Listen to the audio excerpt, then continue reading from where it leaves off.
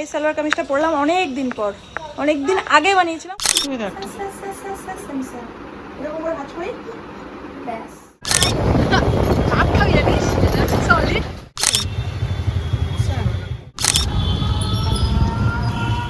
শোনা যাবে না, শোনা যাবে না।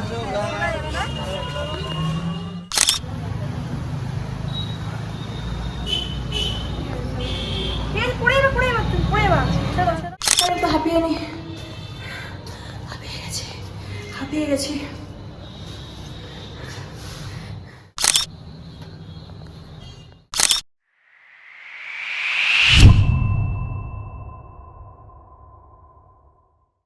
হ্যালো বন্ধুরা, সবাইকে স্বাগত আমার নতুন একটি ভ্লগসে।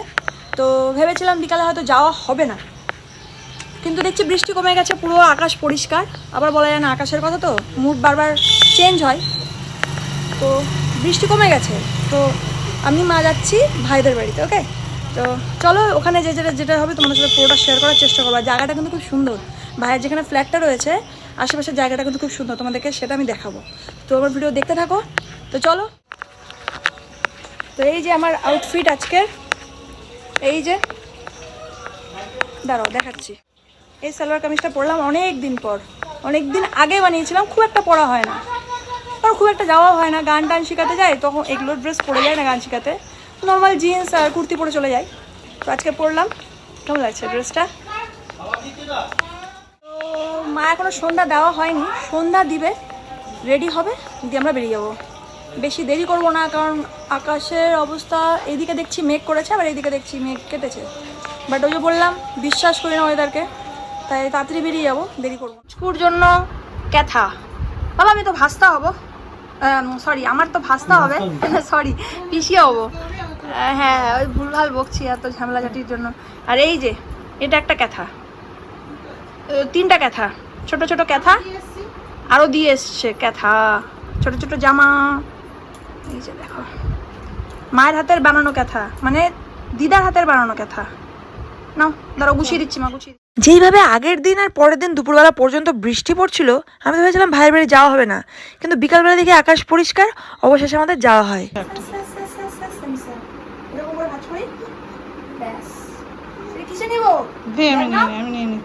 হাতে নিবা?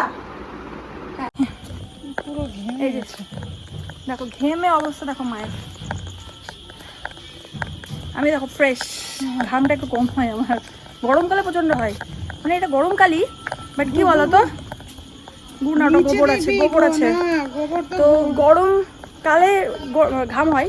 বাট আজকে আমার মনে হচ্ছে দার্জিলিংয়ে চলে এসেছি, এরকম লাগছে, অতটা গরম লাগছে না। চলো।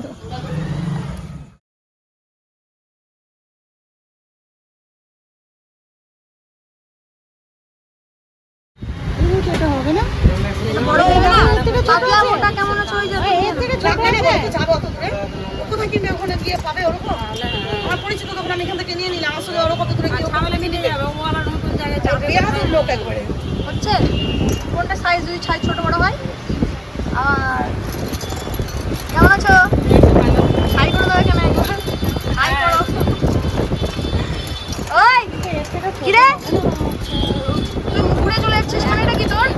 হ্যাঁ ঘুরে যাচ্ছিস, মানেটা কি তোর? এখানে হাই বল, এখানে হাই বল। ভাত খাবি জানিস, সলিড।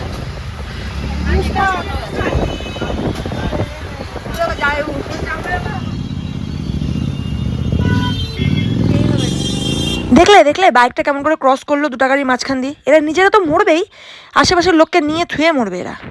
সাইকেল ছিল পিছনে, সাইকেল আলাদাই মরতো, আর বড় গাড়ির দোষ হতো। আবার মাথায় হেলমেট দেয়নি। এরা নিজেদেরকে যে কি ভাবে আমি সেটাই ভাবি থেকে থেকে। এটা কিন্তু আমাদের মালদার রেলওয়ে স্টেশন, দেখে নাও, তোমাদেরকে দেখালাম যারা মালদার বাইরে রয়েছে।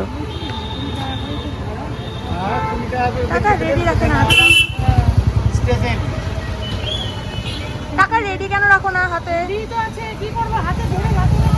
চলো দেখো, তুমি করবে না? দেখো ডাকো ডাকো, ফোন করতে হবে। হ্যাঁ ফোন ধরছেই তো না, ওই তখন তো ফোন ধরেইনি, ফোন রিটার্ন কলও আসেনি, তার মানে নাই। আছে কিনা, খোলা আছে, যাও।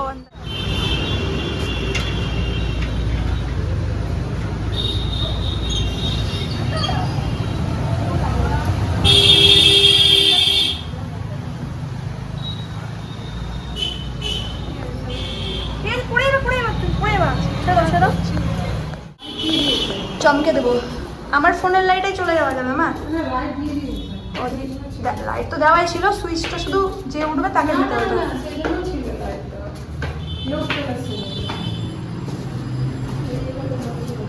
চলো চমকে যাবে।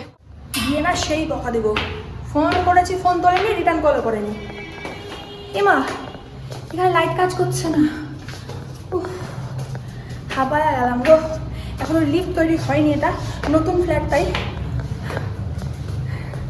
যাক ব্যায়াম হয়ে গেল। হ্যাঁ ব্যায়াম হয়ে গেল বন্ধুরা।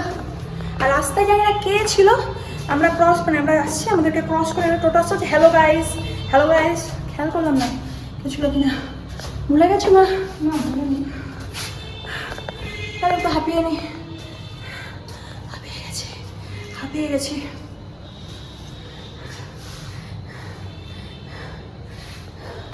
মনে পাচ্ছি না কত নম্বর ফ্লোর। এটা হবে না মানে। দেখো গাছ, দেখো আগে গাছ, দেখো আগে। এটাই তো।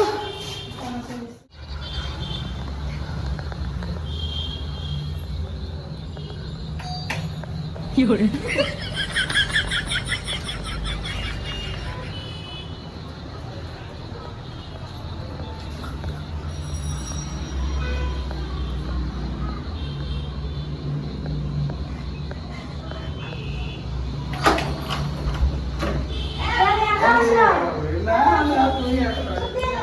ভাইকে আমি চমকে দেওয়ার চেষ্টা করছিলাম যে আমি একাই এসেছি। ভাই কিছুতেই বিশ্বাস করে না। ভাই বলছে না তুমি একা তো আসোনি, তুমি একা আসতে পারবেই না। কিন্তু আমি জানি না যে আমি একা গান শেখাতে চাই। পুচকুকে এখন ঘুম পাড়ানো চলছে, মানে ঢেকুর উঠানো চলছে, খাওয়ানো হলো। কাঞ্চনকে দেখাতে হবে, কাঞ্চনকে দেখাই। ওরে বাপরে, নাম কাঞ্চন? কাঞ্চন কাঞ্চন নাম পেলে আর পেলে না। কাঞ্চন কেন নাম? কাঞ্চন, কাঞ্চন কথার অর্থ কি? এই নাম মন্টু। তুই ভয় পাস? তুই তো কামড়ে বেড়া শুনেছিলাম। সন্টুর অল্টারনেটিভ নাম মন্টু। একে একটু তোর চূর্ণ কেন নাম ভুলে গেছি। এক কামড়ায় না?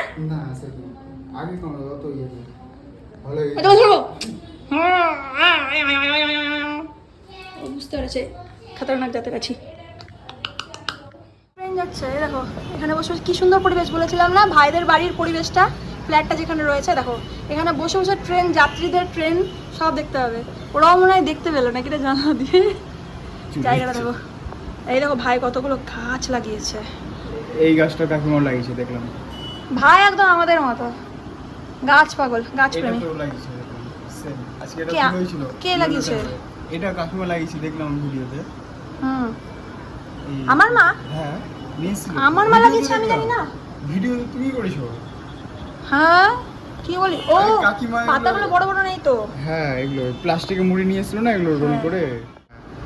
আর এটাতে পিঙ্ক। ওটাতে শুধু হলো কি হলো? পরিবেশটা দারুণ, না গাছ থেকে দারুণ লাগছে একদম। এখানে সময় কেটে যাবে। আমি বসে থাকলে এখানে সময় কেটে যাবে। গানের ডায়েরি নিয়ে বসবো, গান লিখবো। মানে গান তো লিখি বলতে লিরিক্সগুলো চেঞ্জ করে দিই আমি মাঝে মাঝে হিন্দি গানে। এখানে বাম্পার হতো রে ভাই।